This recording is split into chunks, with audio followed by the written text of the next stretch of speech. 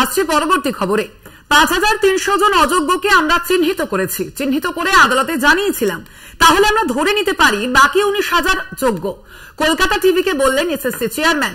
চাকরি বাতিলের পর নতুন করে নিয়োগ, নতুন প্যানেলের মাধ্যমে নিয়োগ, সেক্ষেত্রে নতুন রুল তৈরি করে বিজ্ঞপ্তি জারি হবে, এমনটাই জানিয়েছেন এসএসসি চেয়ারম্যান। আপনাদের আবারও জানিয়ে রাখি, নতুন প্যানেলের মাধ্যমে নিয়োগ এবং সেক্ষেত্রে নতুন রুল তৈরি করে বিজ্ঞপ্তি জারি করা হবে, এমনটাই জানিয়েছেন এসএসসি চেয়ারম্যান কলকাতা টিভিকে।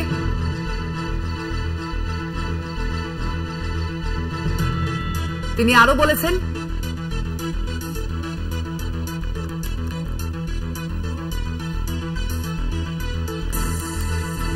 $5,300 জন অযোগ্যকে আমরা চিহ্নিত করেছি, চিহ্নিত করে আদালতে জানিয়েছিলাম। এই মুহূর্তে সরাসরি চাকরিহারাদের সঙ্গে রয়েছেন আমাদের প্রতিনিধি দুর্গাদাস বন্দ্যোপাধ্যায়। আমরা কথা বলবো তার সঙ্গে। দুর্গাদাস, আমরা যেমনটা জানলাম যে এসএসসি চেয়ারম্যান তিনি কিন্তু বলেছেন আজ যে 5,300 জন অযোগ্যকে আমরা চিহ্নিত করেছি, চিহ্নিত করে আদালতে জানিয়েছিলাম। সেক্ষেত্রে অযোগ্য এবং যোগ্য সে সম্পর্কে চাকরিহারারা তারা কি বলছেন?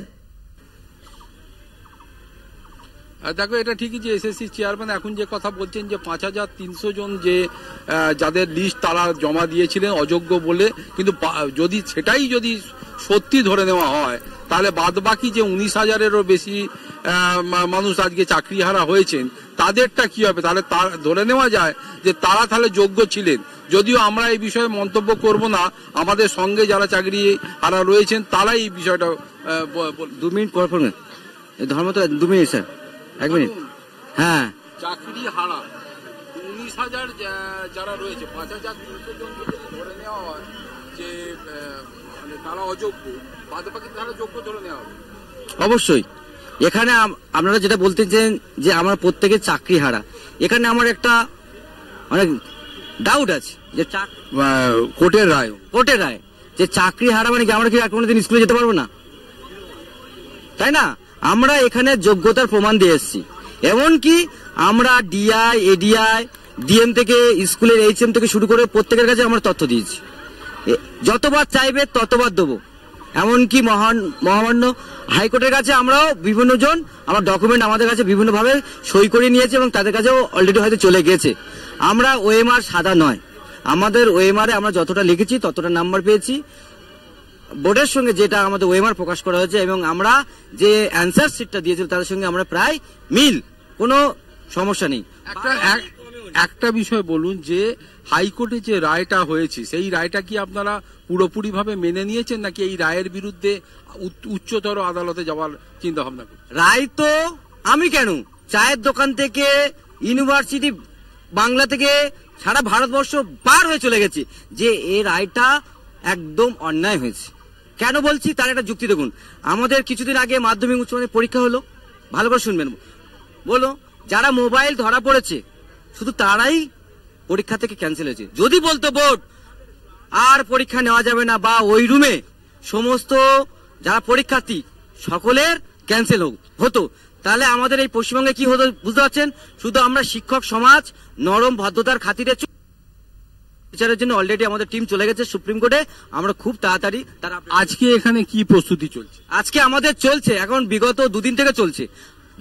যেদিন থেকে আমাদের রায় তা আমরা শুনলাম, আমরা বিভিন্ন জায়গায় ছিলাম এবং অনেকে বিভিন্ন জায়গা থেকে চলে গিয়েছিল, তারা 24 ঘন্টা 12 ঘন্টার মধ্যে সব এই শহীদ মিনারে প্রতিদিন আপনারা দেখান, প্রতিদিন বিভিন্ন জায়গায় আমাদের ডিস্ট্রিক্ট অনুযায়ী যারা যোগ্য ভাবছে তারা আমাদের কাছে আসছে। তাদের যোগ্যতার ওএমআর, যেমন সাদা ওএমআর আমরা গ্রান্টেড করছি না, আমরা ভেরিফাই করছি কাদেরকে আমরা নেব। এর মধ্যে অনেকে আপনারা দেখেছেন বা বিভিন্ন ভাবে আমরা দেখেছি সাদা খাতা, তাদেরকে তারা কিভাবে লড়বে সেটা তাদের ব্যাপার।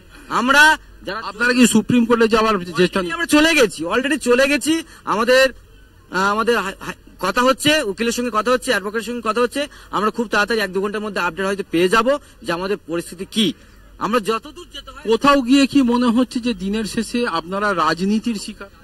এটা তো কি বলুন, একবারে সত্য, অপ্রিয় হলো সত্যি। আপনারা একদমই রাজনীতি শিকার। আমরা চাকরি হারাইনি, আমাদের চাকরি কেড়ে নেওয়া হয়েছে।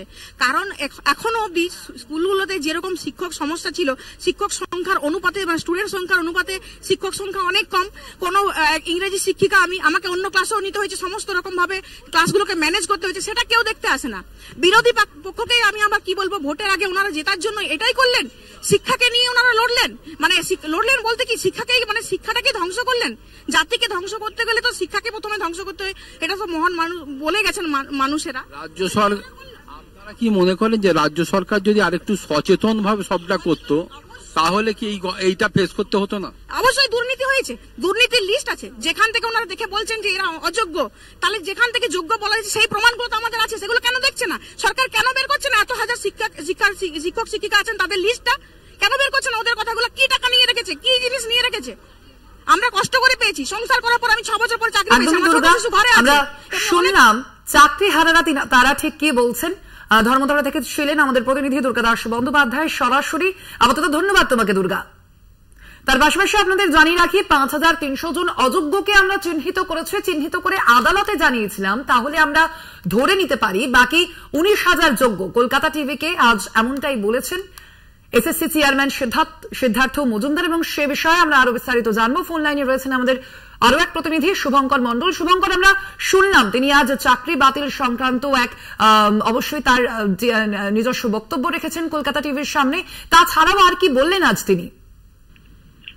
তোমায় জানিয়ে রাখি, তিনি কিন্তু স্পষ্ট জানিয়েছেন যে আদালতে যে কথা বলা যেতে পারে, যে কথা চাউর করা হচ্ছে যে এসএসসি নাকি কোন রকম অযোগ্যদের তথ্যই দেয়নি, কিন্তু এসএসসি আজ যে সাংবাদিক বৈঠক করেছে এবং বিশেষ করে কলকাতা টিভিকে এক্সক্লুসিভলি যেটি জানিয়েছে এসএসসি চেয়ারম্যান সিদ্ধার্থ মজুমদার, তিনি কিন্তু জানিয়েছেন যে নিজেরাই স্বতঃপ্রণোদিত ভাবে আদালত না চাওয়া সত্ত্বেও স্বতঃপ্রণোদিত ভাবে এই যে প্রায় 5300 অযোগ্যর কথা বলা হচ্ছে তাদের সম্পূর্ণ তথ্য এবং সিবিআই যে 1.5 বছর তদন্ত করে যে সংখ্যাটা বার করেছিল এইটা কিন্তু সেই সংখ্যাটা, তার পরিপ্রেক্ষিতে কলকাতা হাইকোর্ট নির্দেশ দিয়েছিল চাকরি বাতিলের, এবং এদের মধ্যে অধিকাংশই কিন্তু চাকরি চলে গিয়েছে বলে, এবং সেখানে সুপারিশপত্র বাতিল করা, মধ্যশিক্ষা পর্ষদ অ্যাপয়েন্টমেন্ট লেটার বা নিয়োগপত্র বাতিল করে যাবতীয় কাজ কিন্তু হয়েছে।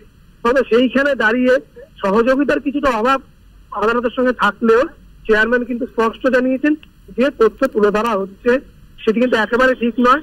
যখনই যেরকম তথ্য আদালত চেয়েছে এই অযোগ্যদের ক্ষেত্রে সম্পূর্ণ তথ্যই কিন্তু যথোপযুক্ত ভাবে পরিসংখ্যান সহ নামের তালিকা নম্বর সহ তাদেরকে জানানো হয়েছে, দেওয়া হয়েছে, এবং স্বাভাবিকভাবে তিনি মনে করছেন যে নির্দেশ সোমবার দেওয়া হয়েছে স্বর্ণালী, সেখানে কিন্তু বলা হয়নি যারা আইনজীবী রয়েছে এসএসসি তারা কিন্তু পর্যালোচনা করে যেটি বুঝতে পেরেছেন এই মুহূর্তে এসএসসি কর্তৃপক্ষ এবং তাদের আইনজীবীরা, যে সেখানে আদালত বলছে যে ফ্রেশ রিক্রুটমেন্ট, অর্থাৎ কখনোই সে 2016 প্যানেল থেকে রিক্রুট না, যদি রিক্রুটমেন্ট হয় নতুন রিক্রুটমেন্ট হবে। সেক্ষেত্রে কিন্তু এসএসসি এর আগে বেশ কিছু নতুন নিয়ম তারা চালু করেছিল, যেগুলো আমরা এক্সক্লুসিভলি খবর এর আগেও করেছি।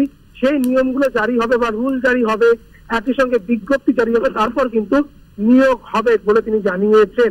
অর্থাৎ কোনোভাবে পুরনো প্যানেল থেকে নিয়োগ নয় বলেই এসএসসি মনে করছেন।